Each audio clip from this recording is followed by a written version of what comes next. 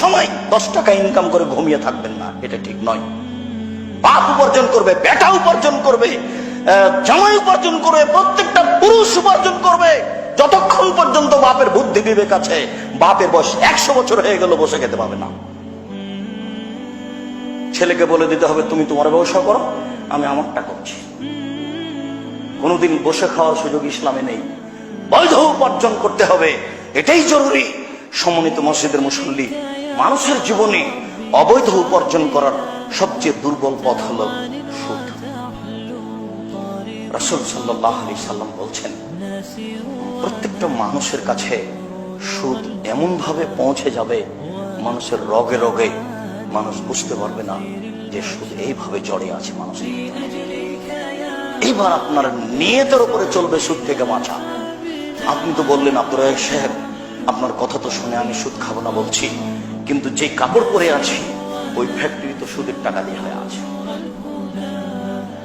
আপনার কথাতে তো আমি বাঁচলাম, চেষ্টা করছি সুদ বন্ধ করার, কিন্তু যে রাস্তা তৈরি হয়েছে এটা তো সুদের টাকা দিয়ে হয়েছে। যেগুলো আপনার নাগালের বাইরে, সেগুলো নিয়ে এসে আলোচনা কোনো করার প্রয়োজন নেই। লা ইউকাল্লিফুল্লাহু নাফসান ইল্লা উসাহা। আল্লাহ মানুষের উপর ওই বিধান চাপান না যে বিধান মানুষ বহন করতে পারবে না। তাহলে কি আপনি লাভ দিয়ে রাস্তার এদিক থেকে ওপারে যাবেন, লাভ দিয়ে পার হবেন? এটা তো নিরুপায়। এই বিধান আপনার উপরে চাপানো হয়নি। আপনি এবারে নগদ সুদের ব্যাংকে চাকরি করে বলছেন কি করা যায় আব্দুর রাজ্জাক, সে একটা চাকরি করছি, এটা কি? আর সুদের ব্যাংকে আপনি টাকা রেখেছেন, কি করা যায়? নিরুপায় টাকা রাখা লাগে, এই যে একটা খুশি হয়ে চাকরি করছে এটা একটা, আর নিরুপায় রাখছে এটা একটা, দুটোই কি একই? এটাকে খুব কঠিন ভাবে দেখেছেন আল্লাহ রাসূল। এটাই মানুষকে ঘেরে ধরবে চতুর্দিক থেকে। আর যারা সুদ খাবে, দুই একটা মানুষ, দুই একটা দেশ ধনী হয়ে যাবে, বাকি সমস্ত মানুষ, সমস্ত দেশগুলি ফকির নিঃস্ব হয়ে যাবে। যেই সুদ খাচ্ছে তাকে একদিন নিঃস্ব হতেই হবে, আজ হোক আর কাল হোক।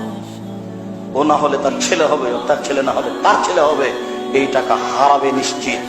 যে দেশের লোক বেশি সুদ খায় সে দেশের লোকের দু একটা লোকের হাতে টাকা যাবে, বাকি গোটা দেশটাই নিঃস্ব হয়ে যাবে, আর একজনের হাতে বিক্রি হয়ে গেছে, এরকম হতে হবে। এটাই হচ্ছে সুদের ফলাফল। আল্লাহ তাআলা বলছেন, ইয়ামহাকুল্লাহু রিবা ওয়া ইউরবিস সাদাকাত। সুদ মানুষকে ধ্বংস করে, সংকুচিত করে, অর্থ সম্পদ কমিয়ে দেয়, আর দান মানুষের টাকাকে বাড়াই। অতএব সুদের ফলাফল হারাম হবেই। যার কারণে আল্লাহ রাসূল বলছেন, মায়াকুল দিরহাম রিবা ওয়া ইয়ালাম আসাদ্দু মিন সিদ্দাতি ওয়া সালাসিনা জিনিয়া। 1 টাকা যদি কেউ জেনে শুনে সুদ খায়, 36 বার মায়ের সাথে জেনা, 36 বার জেনা করলে যত পাপ হয়, 1 টাকা সুদ খেলে তার চেয়ে বেশি পাপ হয়। এইভাবে ভাষাটা আল্লাহ রাসূল উল্লেখ করলেন, কোন পাপের ব্যাপারে এভাবে উল্লেখ করেননি। তার মানে মানুষের অবৈধ উপার্জনের সবচেয়ে বড় পথ, সবচেয়ে বড় দরজা হলো এইটা। নির্দ্বিধায় মানুষ সুদ খাচ্ছে, দিচ্ছে, বিবেচনা করে না। যত অবৈধ উপার্জনের পথ আছে তার সবচেয়ে বড় পথ হলো এইটা। এদিক দিয়ে মানুষ একটুকু বিবেচনা করে না যে আমার জীবনে সুদ চলে আসছে। যেখানে আপনি নিরুপায় সেখানে শরীয়ত আপনাকে বলবে না কিছু। একটু আগেই তো আপনাকে বললাম যে আপনি আপনার পৈতৃক সম্পত্তি ঠেকাতে গিয়ে টাকা দিচ্ছেন, সেটা কি হলো?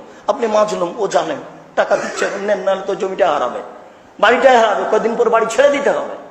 তখন আপনাকে টাকা দিয়ে সেটা রক্ষা করতে হবে। তখন আপনি তাকে ঘুষ দিলেন, এ কথা নয়।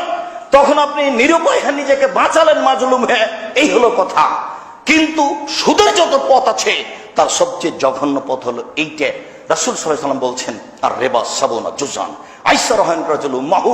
সুদের পাপের 70টি স্তর আছে, ছোট থেকে বড়, বড় থেকে ছোট। তার সবচেয়ে ছোট স্তর হলো মার সাথে জেনা করলে যেমন পাপ হয়। রাসূল সাল্লাল্লাহু আলাইহি ওয়াসাল্লাম এইভাবে ভাষাগুলি উল্লেখ করেছেন। তিনি বলেছেন যে সুদ খাবে, বিচারের মাঠে তাকে রক্তের নদীতে ফেলে দেওয়া হবে। নদীতে পানি থাকবে না, শুধু রক্ত। যতবার ও নদী থেকে উঠার চেষ্টা করবে ততবার পাথর দিয়ে তার মুখের উপরে মেরে তাকে রক্তের মাঝামাঝিতে করে দেওয়া হবে। যতক্ষণ পর্যন্ত বিচার না হচ্ছে ততক্ষণ পর্যন্ত তাকে এইভাবে শাস্তি ভোগ করতে হবে। রক্তের নদীতে পড়ে থেকে থেকে তার নাম সুদ। রাসূল সাল্লাল্লাহু আলাইহি সাল্লাম বলেছেন, লানা রাসূলুল্লাহ সাল্লাল্লাহু আলাইহি সাল্লাম আকাল রিবা ওয়া মুকিলাহু ওয়া কাতাবাহু ওয়া শাহিদাহি। যে সুদ খায় সে অভিশপ্ত, যে সুদ দেয় সে অভিশপ্ত, যে সুদের অঙ্ক কষে সে অভিশপ্ত। মানে যত কর্মচারী আছে ব্যাংকে সবাই অভিশপ্ত। ও শাহেদাই হে, যত ব্যাংকে সাক্ষী আছে সব অভিশপ্ত।